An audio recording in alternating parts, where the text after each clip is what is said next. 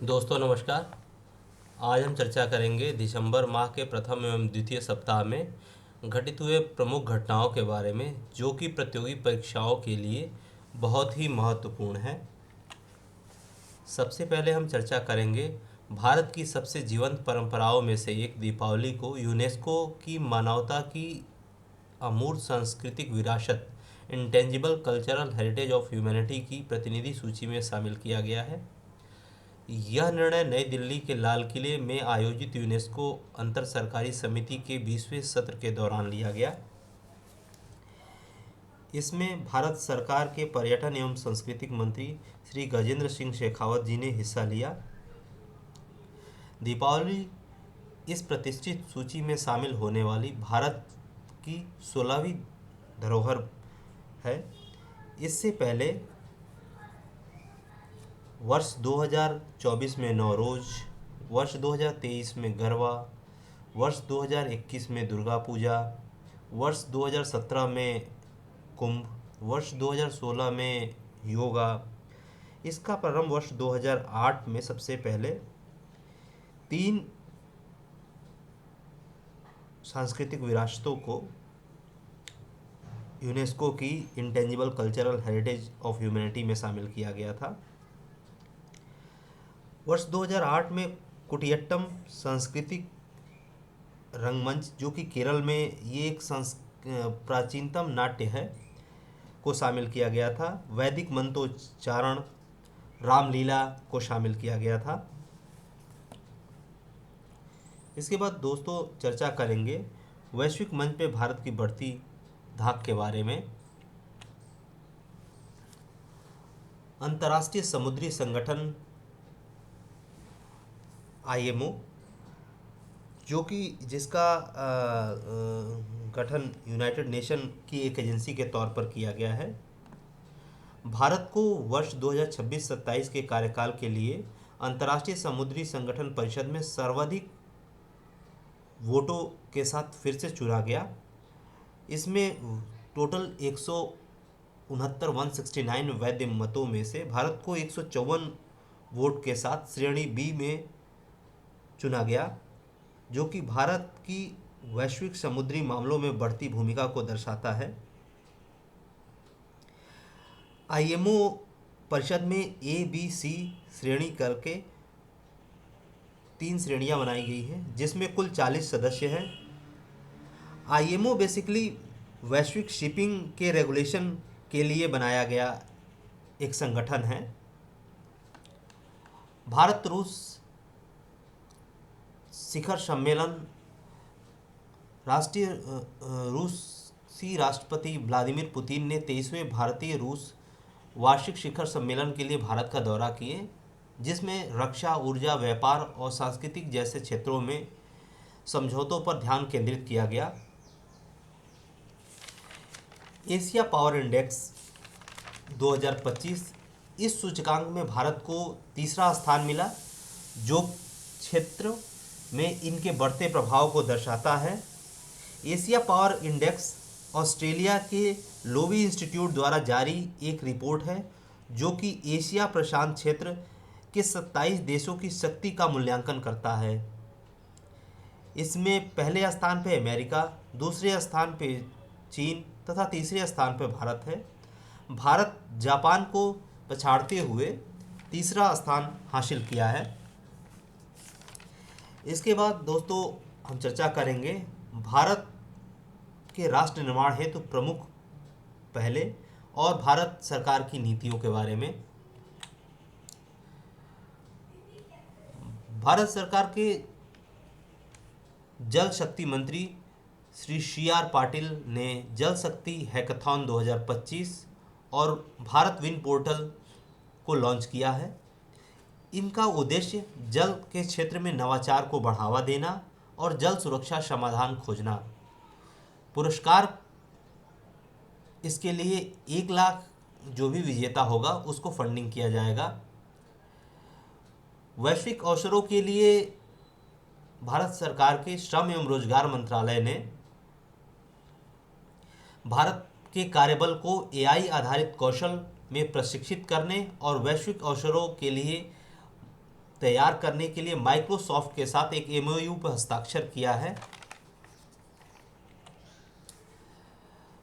इसके साथ ही भारत सरकार ने कोयला लिंकेज की कुशल और पारदर्शी नीलामी हेतु कोल सेतु पॉलिसी की नीति को मंजूरी दिया है। भारत की पहली डिजिटल जनगणना 2027 में पूर्ण होगी, जिसमें डेटा का संग्रह एक मोबाइल एप्लीकेशन के द्वारा किया जाएगा। यह जनगणना भारत की ऐसी पहली जनगणना हो जो पूर्णतया डिजिटल होगी। इसमें सबसे महत्वपूर्ण बात है ये है कि इसमें जातियों भी कैप्चर की जाएंगी, जो भारत सरकार के लिए आगामी के वर्षों में नीतियों जातियों के साथ साथ उनकी नीतियों को बनाने उनके लिए नीतियों को बनाने और उनके लिए आरक्षण से संबंधित चीज़ों पर सरकार आसानी से निर्णय ले सकेगी। साथ ही सबसे बड़ी इसमें चुनौती यह होगी कि डेटा सिक्योरिटी को लेकर, और जो भारत में विभिन्न दूरस्थ ग्रामीण क्षेत्र है जहाँ पे डिजिटल डिवाइस का उपयोग बहुत कम है, वहाँ पे इसके लिए कैसे डेटा को कैप्चर किया जाएगा सबसे महत्वपूर्ण होगा। साथ ही दोस्तों, विभिन्न कार्यालयों के नाम बदले गए हैं। प्रधानमंत्री कार्यालय का नया नाम सेवा तीर्थ रखा गया है और देश भर के सभी राजभवनों का नाम लोक भवन रखा गया है। उत्तर प्रदेश के राजभवन का पहले से ही नाम लोक भवन रखा जा चुका था। साथ ही दोस्तों, हम चर्चा करेंगे कुछ राष्ट्रीय सुरक्षा के संबंधित मुद्दों पर। डीआरडीओ ने लड़ाकू विमानों के लिए एक उन्नत स्वदेशी स्केप सिस्टम का सफलतापूर्वक परीक्षण किया गया है। इस क्षमता के साथ भारत दुनिया के चुनिंदा देशों में शामिल हो गया है तथा बीएसएफ ने पाकिस्तानी हथियारों, नशीले पदार्थों, तस्करी, आतंकवादियों की घुसपैठ को रोकने के लिए पंजाब और जम्मू की सीमाओं पर सुरंग रोधी प्रणाली स्थापित करना शुरू कर दिया गया है, जिसके माध्यम से अपने भारत की सीमाओं को जो है सुरक्षित किया जाएगा। साथ ही दोस्तों, अब हम कुछ पुरस्कार और सम्मान के बारे में भी चर्चा करेंगे।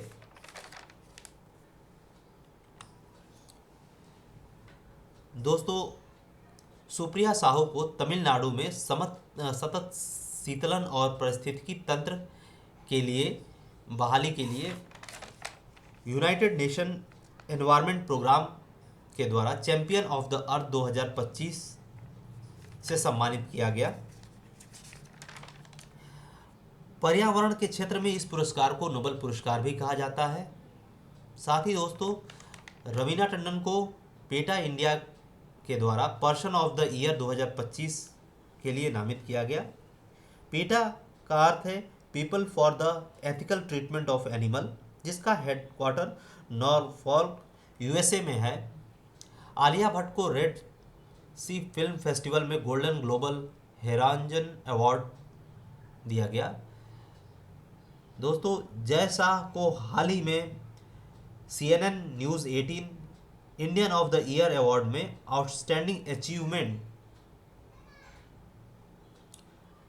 अवार्ड से सम्मानित किया गया। यह पुरस्कार भारतीय महिला क्रिकेट टीम में उनके योगदान और वुमेन प्रीमियर लीग शुरू करने के लिए उन्हें दिया गया। साथ ही दोस्तों, द बैंकर्स के द्वारा बैंक ऑफ बड़ौदा को सर्वश्रेष्ठ बैंक चुना गया, जिसके CEO देवदत्त चंद हैं। इसके बाद दोस्तों, हम कुछ खेल जगत की चर्चा करेंगे। दोस्तों, Jasprit Bumrah test, ODI, T20 तीनों फॉर्मेट में कम से कम 100 विकेट लेने वाले भारत के पहले गेंदबाज बन गए हैं। उन्होंने यह कारनामा T20 मैच में दक्षिणी अफ्रीका के खिलाफ विकेट लेने के साथ ही हासिल किया। वह यह कारनामा करने वाले दुनिया के 5वें गेंदबाज बन गए हैं। यह जसप्रीत बुमराह के एडेप्टेबल और वर्सटाइल परफॉर्मेंस को दर्शाता है।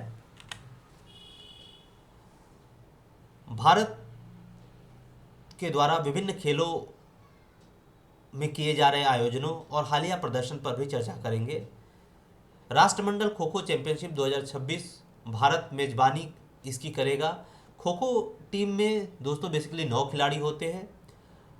राष्ट्रमंडल खेल 2030 का आयोजन अहमदाबाद में किया जाएगा। भारत के हालिया प्रदर्शन के बारे में चर्चा करते हैं। ISSF वर्ल्ड कप फाइनल 2025 जो कि दोहा में आयोजित किया गया, भारत पदक तालिका में दूसरे स्थान पर रहा। FIH पुरुष जूनियर हॉकी विश्व कप 2025 का आयोजन चेन्नई में किया गया। जर्मनी विजेता रहा। भारत ने अर्जेंटीना को हराकर कांस्य पदक जीता। एशियाई घुड़सवारी चैंपियन भारत ने रिकॉर्ड 5 पदक जीते, जिसमें आशीष लिमये ने स्वर्ण पदक जीता। इसके अतिरिक्त दोस्तों भारत के राज्यों के प्रमुख सुर्खियों पर भी चर्चा करेंगे। पंजाब के मुख्यमंत्री भगवंत मान सिंह ने मुख्यमंत्री सेहत बीमा योजना की शुरुआत की, जिसमें प्रत्येक परिवार को 1 लाख का स्वास्थ्य बीमा कवर दिया जाएगा। असम की सरकार ने कक्षा 10 के विद्यार्थियों को बोर्ड परीक्षा की तैयारी में मदद के लिए प्रेरणा योजना की शुरुआत की। दोस्तों इसके बाद चर्चा करेंगे हम कुछ महत्वपूर्ण तिथियों के बारे में। 1 दिसंबर को विश्व एड्स दिवस, BSF का 61वां स्थापना दिवस भी मनाया जाता है। 2 दिसंबर को विश्व कंप्यूटर साक्षरता दिवस मनाया जाता है। 3 दिसंबर को विश्व विकलांग दिवस, 4 दिसंबर को भारतीय नौसेना दिवस, 10 दिसंबर को मानव अधिकार दिवस, 11 दिसंबर को अंतर्राष्ट्रीय पर्वत दिवस, 11 दिसंबर को भारत रत्न से सम्मानित पहली संगीतकार की 21वीं पुण्यतिथि मनाई गई। वह SM सुब्बालक्ष्मी जी हैं। इसके अतिरिक्त दोस्तों काशी तमिल संगमम का 4था संस्करण भी मनाया गया। यह उत्तरी एवं दक्षिणी भारत के सांस्कृतिक रूप से जोड़ता है। इस बार इसका थीम था चलो तमिल सीखें। काशी तमिल संगमम 2022 में प्रारंभ किया गया। धन्यवाद दोस्तों। आपको यह जानकारी कैसी लगी? अगर अच्छी लगी तो दोस्तों हमारे चैनल को सब्सक्राइब करिएगा एवं वीडियो को लाइक ज़रूर करिएगा। थैंक यू दोस्तों।